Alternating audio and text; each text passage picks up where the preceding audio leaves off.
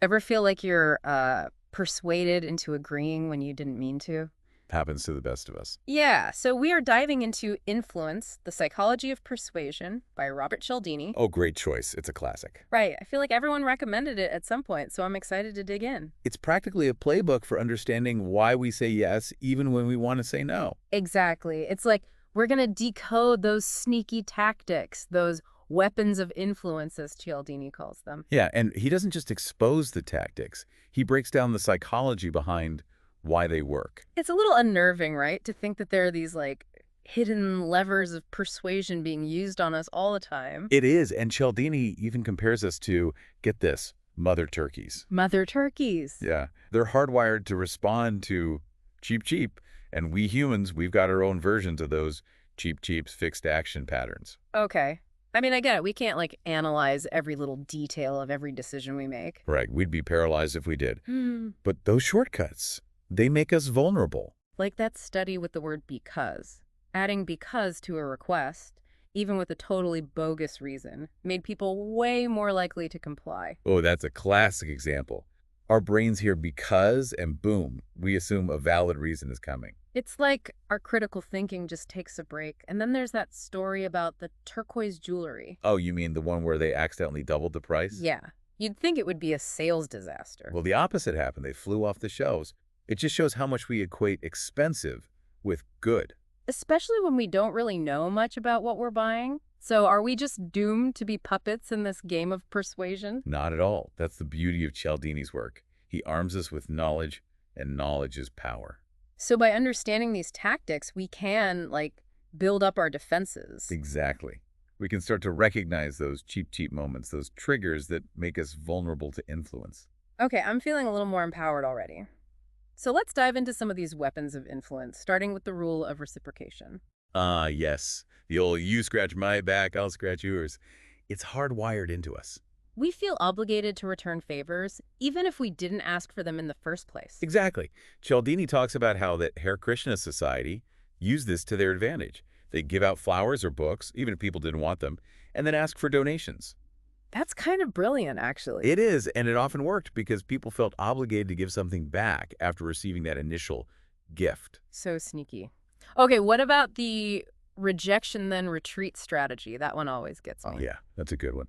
It plays on our desire to be agreeable, to not seem like a jerk. It's like you get hit with an outrageous request and naturally you say, no way. And then, boom, they hit you with a smaller request, which now seems reasonable by comparison. Right. It's like our sense of reason gets thrown off balance. Cialdini even draws a parallel between this tactic being used by a Boy Scout selling candy bars and the Watergate scandal. Wait, what? Boy Scouts and Watergate? Okay, you've got to explain that one. Well, Cialdini suggests that the Watergate break-in, as crazy as it sounds, was actually a smaller request compared to some of the initial plans that were floated. So it's like those initial rejections paved the way for the acceptance of something still outrageous, but like relatively less so. Exactly. Okay, so last time we left off talking about how even crazy stuff like Watergate might have used this rejection then retreat tactic. It's wild, right? It really is. So what else can we do to like arm ourselves against these sneaky tactics? Well, understanding the principle of commitment is key. Okay, commitment. How does that work? Cialdini argues that once we make a commitment, even a small one, we're much more likely to act in ways that are consistent with it. Makes sense. We like to think of ourselves as consistent, right? Like not flaky. Exactly. And it's not just about appearing consistent to others. It's about feeling consistent with our own self-image. Oh, interesting. So how does this commitment principle play out like in real life? Think about those foot-in-the-door techniques. Get someone to agree to a small request, maybe something that seems pretty harmless. Right. And then, And then later, you hit them with a much bigger related request. oh, sneaky. They're already invested. Exactly. They've made that initial commitment, so they're more likely to say yes to keep those actions lining up with their self-image. So it's like they don't want to contradict themselves, even if it's over something small. Exactly. It's about maintaining that internal consistency. Cialdini gives the example of those Chinese prison camps during the Korean War. Oh, yeah. He talked about how they would pressure American prisoners into making small, seemingly insignificant, pro-communist statements. Right. And the thing is, those small commitments, they often pave the way for larger acts of compliance later on. It's wild. It is kind of chilling when you think about how easily those tactics can be used. It is. It's a reminder to be mindful of the commitments we're making, even the small ones. So always be thinking about the bigger picture. Exactly. Make sure your actions are aligning with your values, not just with the desire to seem consistent. This is all making me look at everyday situations in a whole new light. Okay, what's another one of these sneaky principles we should know about? Well, let's talk about the power of unity. We're more easily persuaded by people we see as one of us, part of our tribe. Okay, that makes total sense. Right. We're social creatures at our core. We crave that sense of belonging. Cialdini points out that this unity can come from shared identities, common goals, even just rooting for the same sports team. Oh, absolutely. It's like you're more likely to trust someone who went to the same school as you, or, someone who also loves that obscure indie band you're obsessed with. Exactly. You're finding that common ground, that connection. So how do these compliance professionals, how do they use this unity thing to their advantage? They might emphasize shared values or experiences, use language that creates an us versus them dynamic, even subtly mirror your body language to build that sense of rapport. So are they creating a false sense of kinship? In a way, yes. They're trying to tap into that deep-seated need we all have to belong, to be part of something larger than ourselves. And because of that, we let our guard down. Exactly. And we're more likely to go along with the group, even if it means making decisions that might not be in our own best interests. It's like that whole mob mentality thing. Yeah. Precisely. It's about recognizing that those feelings of unity, while powerful, can also cloud our judgment. So how do we, stay grounded, not get swept up? It starts with awareness. Recognize your own group affiliations, your biases, and then be willing to think critically, even when it means going against the grain. Don't just blindly follow the crowd. So it's really about remembering that individuality matters, even within a group. Exactly. Your own critical thinking is your best defense. Okay, this is amazing. So what other tools do we have in this fight against persuasion? Give me another weapon of influence. Have you ever noticed that you're more likely to pay attention to information if it feels, personally relevant to you? Oh, totally. It's like, why should I care about something that has nothing to do with me? Exactly. Cialdini calls this the principle of personalization. Personalization. Okay, so it's all about making it hit home, making it relevant to me. Precisely. When we feel like information is tailored to us, our specific needs and interests, we're much more likely to engage with it, to remember it, and ultimately to be persuaded by it. It's like those targeted ads that seem to know exactly what you've been shopping for online. Little creepy, but super effective. Exactly. They're using algorithms to gather data about you, and then they use that data to create ads that feel personalized, even if it's just an illusion of personalization. So it's all about capturing our attention by making us feel like we're not just a face in the crowd. Precisely. Man, this is eye-opening. Okay, I feel like I need a minute to process all of this. That's a lot to take in.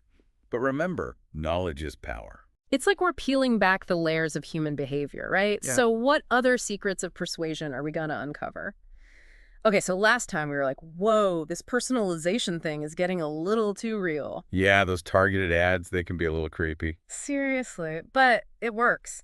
So Cialdini, what other persuasive tricks does he have up his sleeve? Well, have you ever noticed how, just the environment itself can make a difference? Environment. Yeah, would you be more persuaded by a presentation in a bright, sunny room or a dark, cramped basement? Okay, yeah, I mean, I definitely wouldn't want to sign any contracts in a creepy basement. Exactly.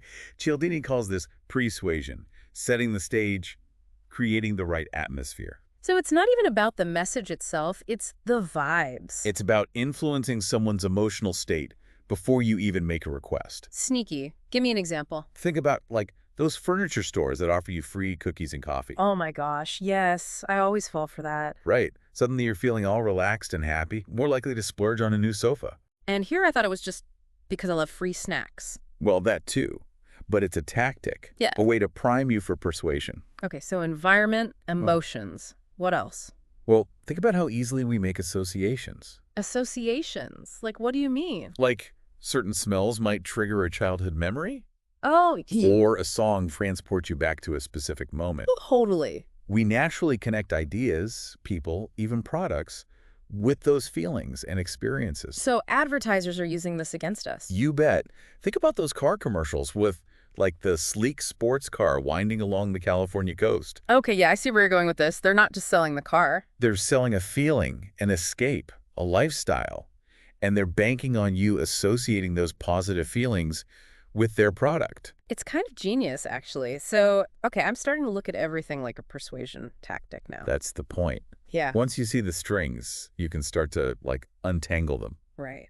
So what else should we be on the lookout for? Let's talk about framing. Framing, like for a picture. No, haha. Though I guess it's similar in a way. It's about how the same information presented in different ways can dramatically change how we see things. Okay, that makes sense. Give me an example. Let's say you want to convince someone to invest in something.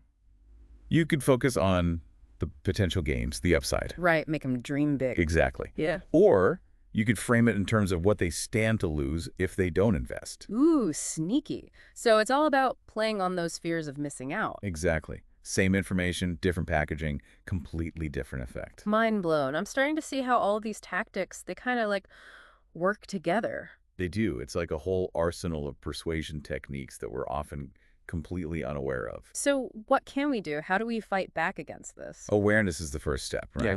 Just recognizing that these tactics exist, that's huge. Okay, so we're more aware. Then what? We can start to question things like, why does this feel appealing? Am I being manipulated? What are they not telling me? It's like we need to become more discerning consumers, not just of products, but of information. Exactly. And don't underestimate the power of just saying no. Yeah. We always have a choice. This whole deep dive has been incredible. It's like Cialdini has given us this whole new understanding of human behavior and the psychology behind persuasion. He has. And it's not just about recognizing when these tactics are being used on us. It's about, like, how we can use this knowledge ethically ourselves. So, like, to be more persuasive in our own lives. Exactly. Whether it's at work, in relationships, or even just trying to convince our kids to eat their vegetables. Cialdini gives us the tools to be more effective communicators, to get our message across without resorting to manipulation. This is so powerful. We've learned about shortcuts, the allure of expensive things, the power of social proof, and so much more. It's all about understanding those weapons of influence so we can use them for good. I love it. So we've covered a lot, but Cialdini has given us so much to think about. He focuses on how compliance professionals use these tactics, but what about in our own lives? Could we use these principles ethically to be more persuasive at work, in relationships, or even just getting our kids to clean their rooms? Food for thought.